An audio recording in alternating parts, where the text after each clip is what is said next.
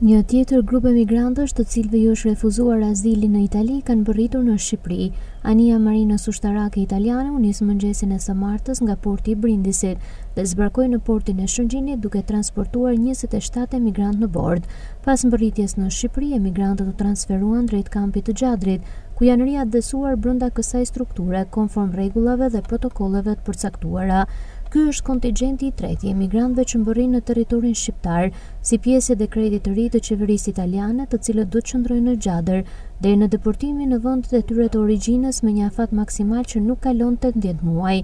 Fillimisht kampi i Gjadrit ishte projektuar si një qendërpritje për azilkërkuesit e shpëtuar në det për një periudhë deri në 28 ditë, por me dekretin e ri të qeverisë italiane, të drejtuar nga Giorgia Meloni, funksioni i kësaj qendre është zgjeruar.